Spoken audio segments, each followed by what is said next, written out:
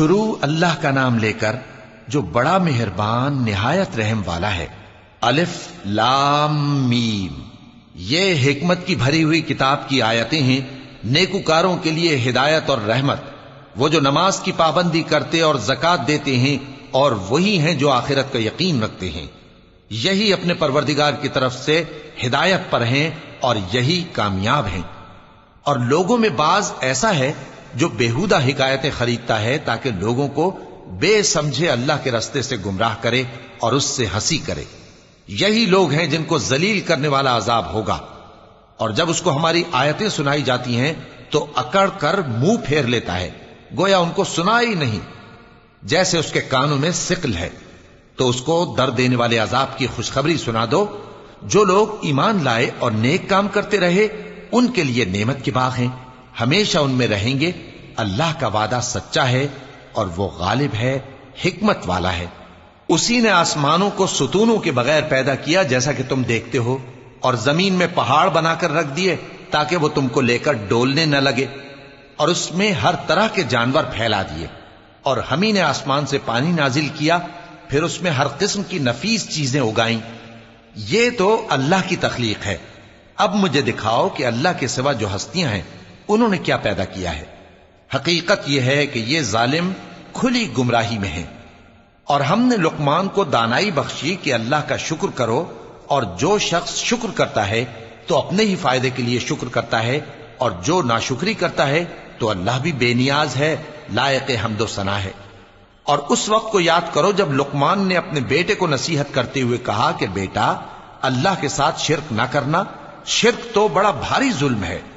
اور ہم نے انسان کو جسے اس کی ماں تکلیف پر تکلیف سہ کر پیٹ میں اٹھائے رکھتی ہے، پھر اس کو دودھ پلاتی ہے، اور آخر کار 2 برس میں اس کا دودھ چھڑانا ہوتا ہے، میں نے تاکید کی ہے کہ میرا بھی شکر کرتا رہے اور اپنے ماں باپ کا بھی، کہ تم کو میری ہی طرف لوٹ کر آنا ہے۔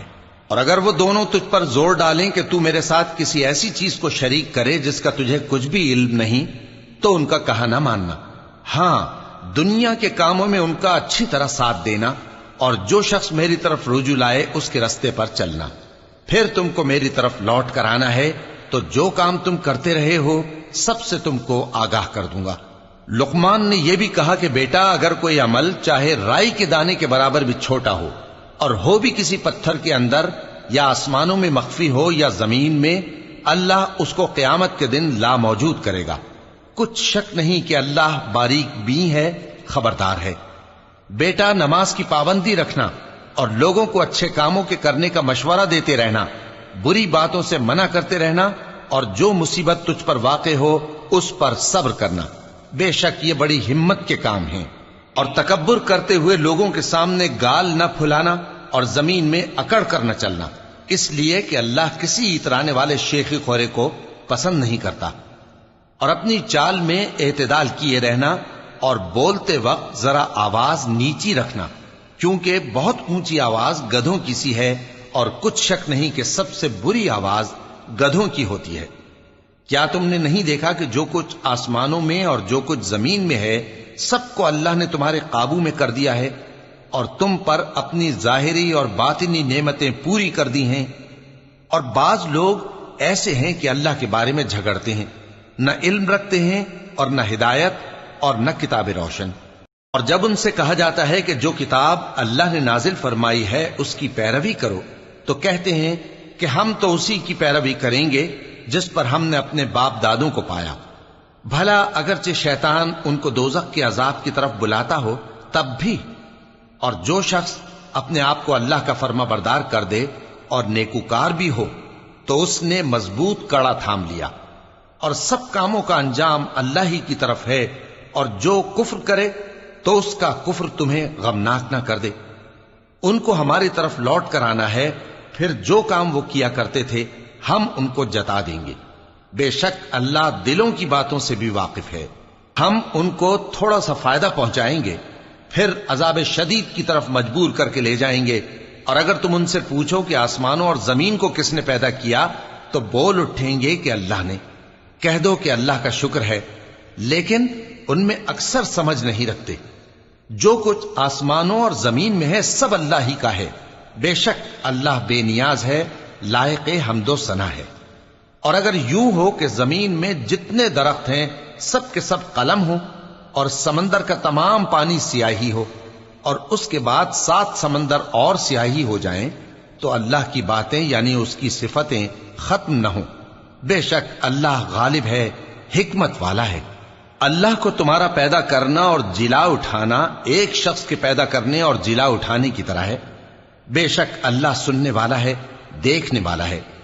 کیا تم نے نہیں دیکھا کہ اللہ ہی رات کو دن میں داخل کرتا ہے اور دن کو رات میں داخل کرتا ہے، اور اسی نے سورج اور چاند کو کام میں لگا رکھا ہے، ہر ایک وقت مقرر تک چل رہا ہے، اور یہ کہ اللہ تمہارے سب اعمال سے خبردار ہے۔ یہ اس لیے کہ اللہ کی ذات ہی برحق ہے، اور جس کو یہ لوگ اللہ کے سوا پکارتے ہیں وہ سب باطل ہے، اور یہ کہ اللہ ہی عالی رتبہ ہے، گرامی قدر ہے۔ کیا تم نے نہیں دیکھا کہ اللہ ہی کی مہربانی سے کشتیاں سمندر میں چلتی ہیں تاکہ وہ تم کو اپنی کچھ نشانیاں دکھائے؟ بے شک اس میں ہر صبر کرنے والے، شکر کرنے والے کے لیے نشانیاں ہیں۔ اور جب ان پر سمندر کی لہریں سائبانوں کی طرح چھا جاتی ہیں تو اللہ کو پکارنے اور خالص اس کی عبادت کرنے لگتے ہیں، پھر جب وہ ان کو نجات دے کر خشکی پر پہنچا دیتا ہے تو چند ہی لوگ انصاف پر قائم رہتے ہیں، اور ہماری نشانیوں سے وہی انکار کرتے ہیں جو عہد شکن ہیں، ناشکرے ہیں۔ لوگو اپنے پروردگار سے ڈرو اور اس دن کا خوف کرو کہ نہ تو باپ اپنے بیٹے کے کچھ کام آئے اور نہ بیٹا باپ کے کچھ کام آ سکے۔ بے شک اللہ کا وعدہ سچا ہے، پس دنیا کی زندگی تم کو دھوکے میں نہ ڈال دے، اور نہ وہ بڑا فریب دینے والا شیطان تمہیں اللہ کے بارے میں کسی طرح کا فریب دے۔ اللہ ہی کو قیامت کا علم ہے، اور وہی میں برساتا ہے، اور وہی حاملہ کے پیٹ کی چیزوں کو جانتا ہے، اور کوئی شخص نہیں جانتا کہ وہ کل کیا کام کرے گا، اور کوئی شخص نہیں جانتا کہ کس سرزمین میں اسے موت آئے گی۔ بے شک اللہ ہی جاننے والا ہے اور خبردار ہے۔